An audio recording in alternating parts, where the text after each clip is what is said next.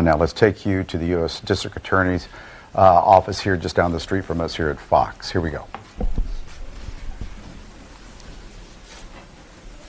Good morning. Union leaders and public officials are held to similar standards.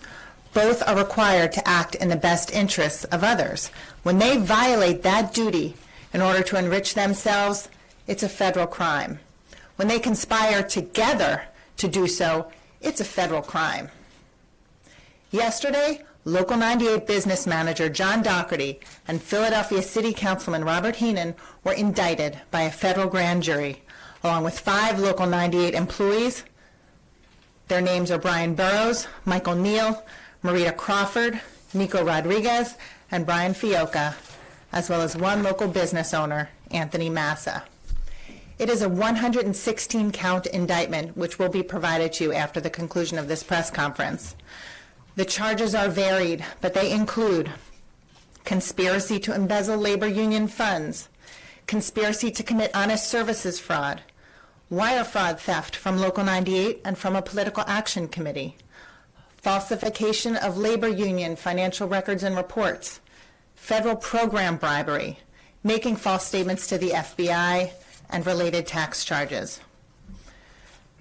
With regard to the embezzlement charges, the indictment alleges that John Dougherty and co-defendants conspired to embezzle Local 98 money for their own personal benefit and to benefit their families, their friends, and their commercial businesses. The indictment also alleges that the defendants concealed their embezzlement by falsifying documentation to make it appear as though the expenses were union-related so that the union would pay. For example, the indictment alleges that John Dougherty and co-defendants Brian Burrows and Michael Neal used Local 98 dollars to pay for construction and repair projects on their own homes, and that the paperwork was falsified by contractor Anthony Massa to look like the work was done on Local 98 properties so that the union would pay. The indictment charges that John Dougherty and co-defendants spent thousands of Local 98 dollars on expensive family meals, and that the paperwork was falsified to make it look as though the expenses were related to union business and, in some instances, union charitable donations, so the union would pay.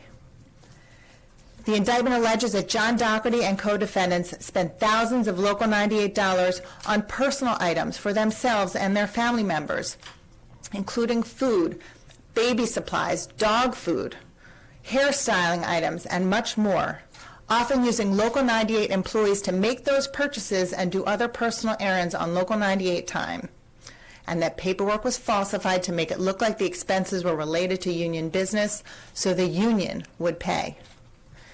And the indictment alleges that John Dougherty spent Local 98 dollars to place family members on the union payroll, even when those family members were on vacation, enrolled in school full-time, or otherwise were not working for the union, so that the union would pay. The bottom line is that this indictment alleges that John Dougherty and his co-defendants used Local 98 funds as their own, paying for their personal travel, meals, shopping, parties, home improvements, and much more, ultimately costing the union and its hardworking members over $600,000. This indictment also alleges that John Dougherty rewarded businessman George Peltz with lucrative contracts because Peltz gave him expensive gifts. The indictment charges that Dougherty steered millions of dollars of work towards Peltz's business in exchange for gifts from Peltz, including a security system for Doc's Union Pub, which was installed for free, large-screen televisions at John Dougherty's home and the homes of family members that were installed for free, and security systems that were installed for free. The indictment alleges that this exchange of contracts for personal gifts was an abuse of the trust placed in Dougherty as a leader of a labor organization, and that it was a federal crime. So where does Philadelphia City Councilman Robert Henon fit in? This indictment charges that John Dougherty used Local 98 dollars to pay Philadelphia City Councilman Robert Henon so that Henon would do his bidding from his seat on City Council. Now, this indictment does not allege that city councilmen are prohibited from receiving private income, but it does allege that a public official who accepts that money in exchange for taking actions on behalf of a third party breaches the duty of honest, faithful, and disinterested service that the public official owes to the people he serves. That is what is alleged here.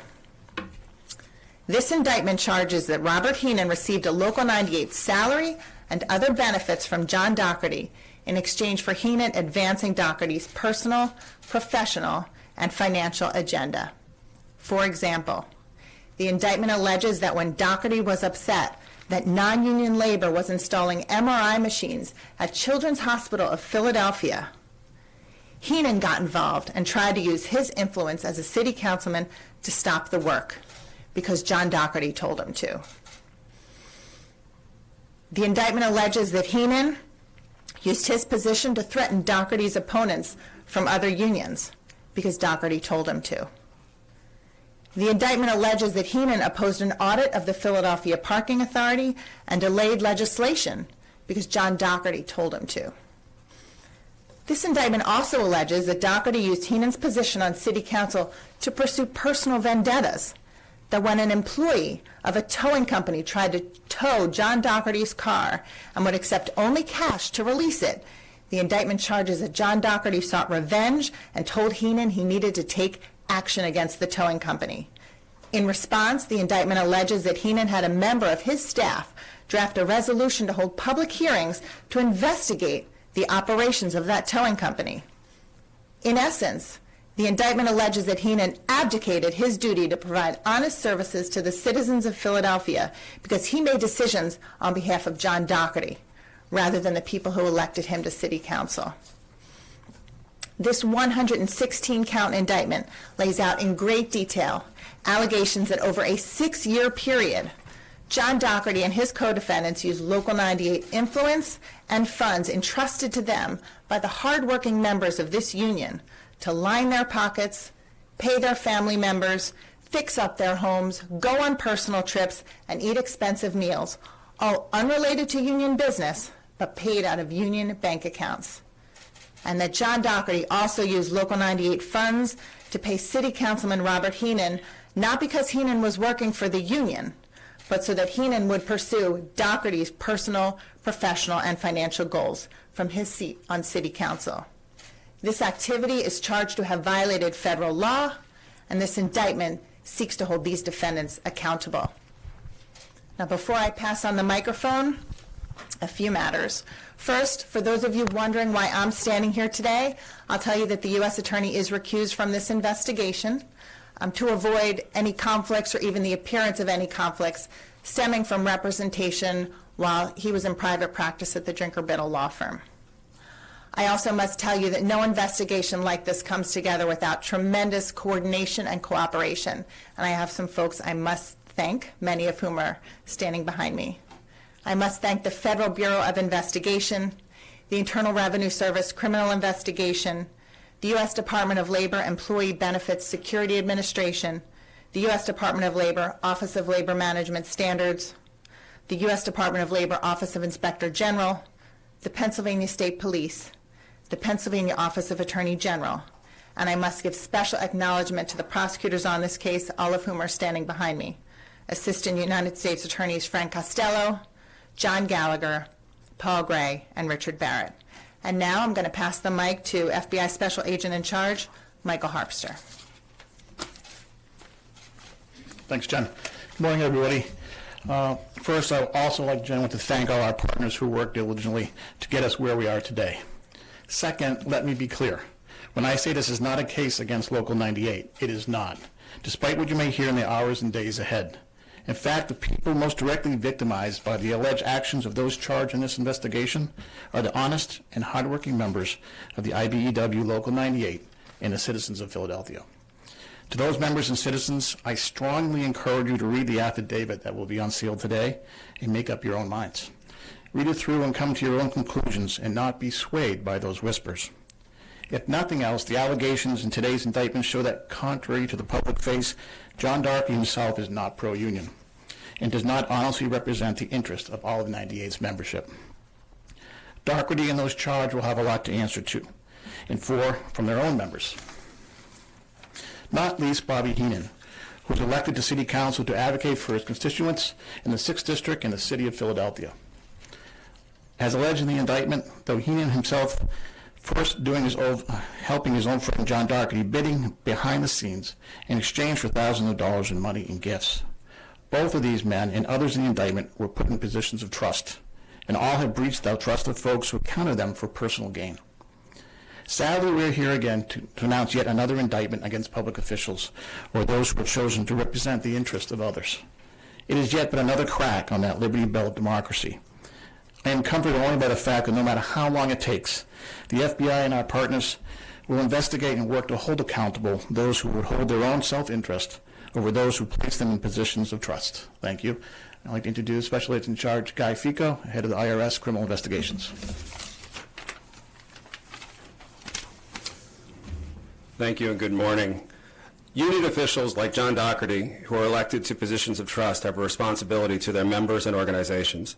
That trust is broken when these officials serve to enrich themselves at the expense of these members. Thanks to the financial expertise and diligence of this investigative team from IRSCI and our law enforcement partners who are represented on this stage, and the United States Attorney's Office, the schemes of these defendants have been charged in this indictment. The money and funds of Local 98 were for the benefit of the union and its members, not a slush fund for thieves and fraudsters.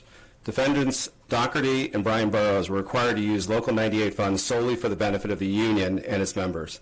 Instead, these defendants and other employees of Local 98 treated union's funds like their personal piggy banks. They repeatedly stole funds that were allotted for the union-related expenses only. Additionally, Dougherty placed his personal and political interests before the interests of Local 98 and its members.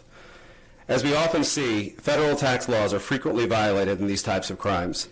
Tax crimes have erroneously been referred to as victimless, but that position could not be more wrong, since we all end up paying more when someone attempts to defraud our system. These defendants stole from the American public when they shirked these tax obligations. They failed to report all of their income. Nobody, least of all a public official, gets a free pass to ignore the tax laws. And IRSCI and our law enforcement partners will continue to ensure that everyone pays their fair share. Thank you. All right, we're able to take a few minutes for questions. In suggesting, asking that the union members look at this indictment and read it closely, are you concerned that union members will not be convinced that Dougherty has done anything wrong here? Well, I can't comment on what SAC Harpster said, but I will tell you that when a labor official is taking the money entrusted to him by the members of the union and spending it to enrich himself and his family members, then the members of the union are victims. Whether they see themselves as victims or not, they are victims. What happens to the leadership of the union while the case proceeds? I have no information on that and cannot comment on that. Are you calling on the councilman to resign? We are not making any calls on anyone to resign. How much You time say that behind this bars? investigation is done, is moving forward, or are you guys continuing to investigate other? Well, I can't comment on specifics of any investigation, except I can say this is an ongoing investigation. How much time behind bars is Councilman Henon and John Dougherty facing if convicted on counts? If convicted of all charges, these defendants face decades in prison. What did you find that was ethically troubling but perhaps didn't rise to criminality? Well, I can't comment on anything that's not outlined in the indictment. I'll say that the indictment does outline in great detail the various expenditures leading to ultimately more than $600,000 taken from the members of the union. You had wiretaps up. Of Bobby Henon in this. You're basically saying that Bobby Henon was a puppet of John Dougherty and did Dougherty's bidding. For people who have elected Mr. Henon, are you saying that he's a corrupt council member, that every influence that he did for them was under the control of John Dougherty? I just want to make sure that voters in the district understand. And also, isn't it a thing with the federal government that you try not to announce an indictment that could influence an election? Obviously, announcing an indictment now is going to influence the May 21st election. I first want to say that the citizens of this city are victims whenever public corruption happens. Public corruption is a cancer on the public good. And when the citizens of the Eastern District of Pennsylvania lose faith that their elected officials are held to the same rule of law as everyone else, then they lose faith in our democracy. This is a public corruption indictment as well as other crimes charged. I can't comment on anything beyond the outline of the indictment, but the indictment does outline various things that John Dougherty directed Robert Henon to do on his behalf, which Robert Henon then did. But are you concerned that you're announcing the indictment today will have an influence in the May 21st election? Because generally, the federal government tries not to do an indictment close to an election. This is obviously going to have an impact on the May 21st election. I cannot comment on whether this will have an impact on the election. I will tell you that this was a lengthy and thorough investigation. We follow the evidence where it takes us, and the grand jury indicts when it is ready to indict. Can you speak to us about what you heard Dougherty or Henon talking about on tape that might be included in the documents that you'll hand us later? Speak to us about what Dougherty was saying to his friends. The indictment does go through various conversations between John Dougherty and others. I'll have to reference you to the indictment to see the content of those Did you conversations. discuss the mayor, and did you folks consider charging Mayor Kenny in this? I can certainly not comment on any aspects of this investigation that are not public. Mayor Kenny is not a defendant, and he is not named anywhere in this indictment. Is Johnny Dock's brother talked about on tape? Did you consider, or do you think there's concern in the public's view about what, or should be, about Dougherty's pushing to elect his brother to the state Supreme Court, and whether this relates in any way? Well, again, I cannot comment on things beyond the four corners of the indictment. There are various individuals referenced throughout the indictment and not named. I'm not permitted to identify who those individuals may be or may not be. Is this investigation completed? This is an ongoing investigation. Did you talk about the process arraignments when these defendants might have to surrender, where? Yes. Are negotiations underway? Yes. The prosecution team has been in touch with lawyers for all 8 defendants. They're all expected to make their initial appearance before Magistrate Judge Hay on Friday at 1:30. John Dougherty has said that you guys and other authorities have been investigating him for decades. What was really the turning point for the U.S. Attorney's Office to come down with this indictment?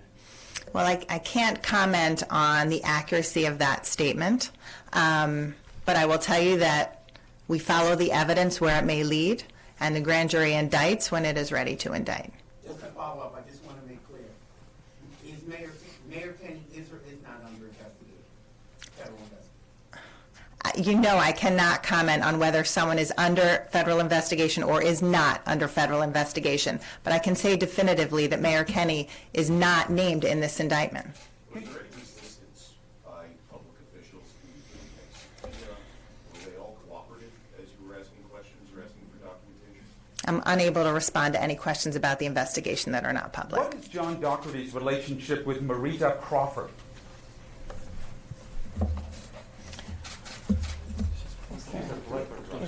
Yeah, okay. Marita Crawford is a political director and a political director of Local 98. Do you know whether Mr. Dougherty had any kind of personal relationship with her, and is that mentioned in any way in these documents? There is no mention of that within the indictment, and I'm unable to comment beyond the four corners of the indictment.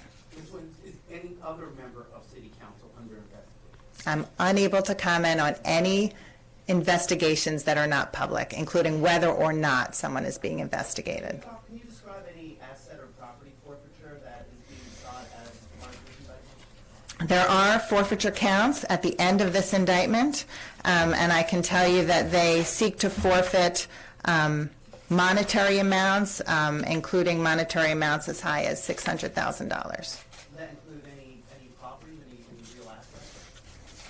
The forfeiture counts list only monetary amounts. Dougherty has argued that he spends time with a lot of important people, and they see him as white trash. And he, in an interview with our station, seemed to indicate that you folks might be in that group, that you see him as a working guy, as a union guy, and you're willing to come after him in part due to that. What would be your response to that? First, I'll say that I can only comment on matters that are a matter of court record. Comments by a defendant during an interview are not a matter of court record. But I will also say that personal opinions of targets and defendants do not control our investigations. Evidence, controls our investigations. Can you outline the relationship between Anthony Massa and Mr. Dougherty? Anthony Massa is named in the indictment as a business owner who was a contractor who performed home repairs and construction work at the homes of 3 of the defendants. When is the councilman and John Dougherty expected to be in court? Friday at 1:30. You wanted the names of the attorneys? Sure. Okay. John Dougherty is represented by Hank Hockheimer and David Axelrod. Robert Henon is represented by Brian McMonigal. Brian Burrows is represented by Tom Bergstrom. Michael Neal is represented by Lisa Mathewson. Marita Crawford is represented by Fred Perry. Nico Rodriguez is represented by Paul Hetznecker. Brian Fioca is represented by Jack Riley. And Anthony Massa is represented by Bill Brennan. Yes?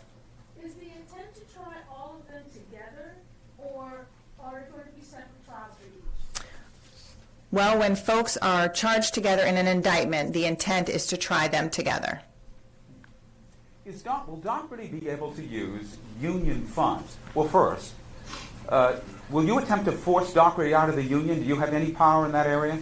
We are not seeking to force anyone out of their position, nor do we have influence in that area. What the union decides to do is up to the union. Will Dougherty be able to use union funds to pay for his legal defense, and would you have any role in trying to stop that? I have no knowledge or influence in that regard. Would you be opposed to it if he... I can't respond to matters that aren't of the public record. Last question, please. Okay. Can you just go through a little bit of the timeline from the periods that not only the investigation started, but from when the charges actually stemmed from? That's a big last question. I will say that That's good.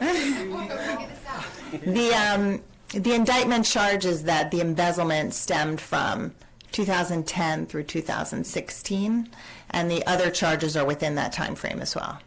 Thank you very much. So there you go, press conference at the U.S. District Attorney's Office, 13th District, Eastern District.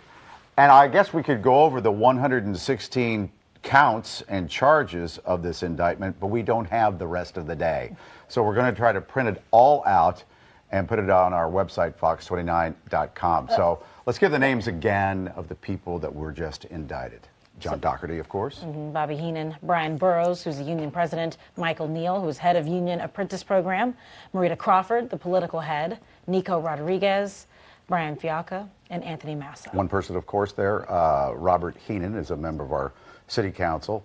Johnny Doc, basically the head of Local 98, and all the rest of them are associates of Local 98. So I guess what they're saying here, I mean, after the 20-minute press conference is that they say that the leaders of this Local 98 and a city councilman used the union funds as their personal piggy bank to the tune of about $600,000. And we know that they're going to go through this together. They're indicted together on this. And we know that they are expected to appear before a judge on Friday. All their lawyers have been contacted, and they could face decades in prison. None of them are in custody at this point. But again, the charges: embezzlement, theft, fraud of many levels, conspiracy, other forms of fraud, bribery, falsification of records, and it goes on and on. Again, all 116 counts are on our website, fox29.com. And so we'll be covering this all throughout the day, throughout the week, as long as this goes. So you can check back in for more updates at the 5, 6, 10, and 11, and of course on our website. So back to regular programming. You have been watching a Fox 29 special report.